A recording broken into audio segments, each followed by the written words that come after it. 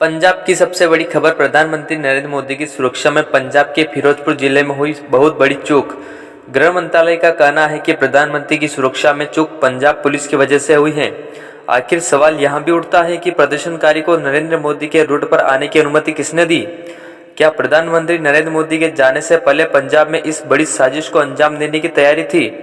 प्रधानमंत्री की सुरक्षा में हुई चूक को लेकर राजनीति भी तेज हो गई है। साथ ही तरह तरह के सवाल भी खड़े हो गए हैं, क्योंकि किसी भी प्रदर्शनकारी को उस रोड पर पहुंचना जिसको डीजीपी ने क्लियर करके एसपीजी को दिया हो, यह बहुत बड़ी चूक है। प्रधानमंत्री नरेंद्र मोदी की सुरक्षा में चूक का मामला सुप्रीम कोर्ट तक पहुंच गया। इसे सुप्रीम कोर्ट में चीफ जस्टिस एनवी के साथ मेंशन किया गया।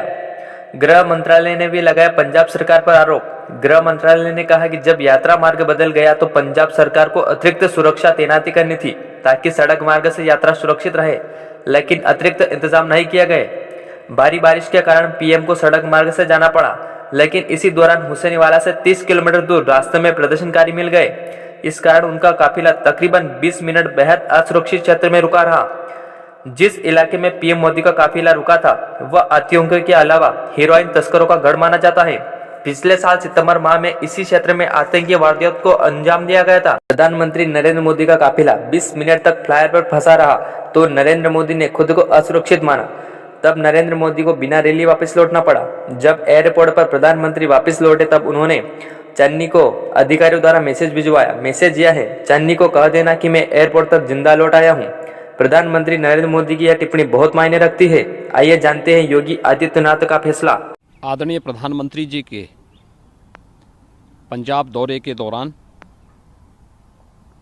आज उनकी सुरक्षा के साथ जो खिलवाड़ पंजाब की सरकार के संरक्षण में आज पंजाब के अंदर हुआ है, वह पंजाब के अंदर व्याप्त अराजकता और दुर्व्यवस्था का एक जीता जागता उदाहरण है।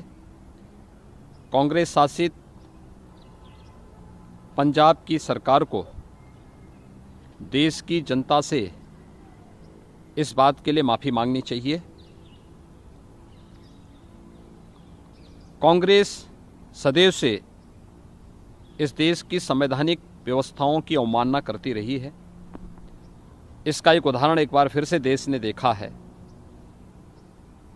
हमारी लोकप्रिय नेता और देश के माननीय प्रधानमंत्री जी की सुरक्षा के साथ जिस प्रकार की गंभीर चूक आज पंजाब के अंदर हुई है वह अक्षम्य है, और यह एक शरारत भरा पूर्ण पंजाब सरकार की और कांग्रेस की एक दुरभिसंधि को प्रदर्शित करता है।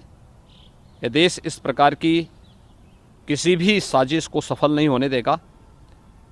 कांग्रेस को और पंजाब सरकार को देश की जनता से माफ़ी मांगनी चाहिए। देश के संवैधानिक प्रमुख के रूप में देश के प्रधानमंत्री जी की सुरक्षा के साथ किए गए खिलवाड़ के लिए उन्हें देश की जनता से माफ़ी मांगनी चाहिए, क्योंकि यह सीधे सीधे देश की संवैधानिक संस्थाओं की अवमानना है। और मुझे लगता है कि देश कभी भी इस प्रकार की कांग्रेस की शरारतपूर्ण साजिशों को सफल नहीं होने देगा।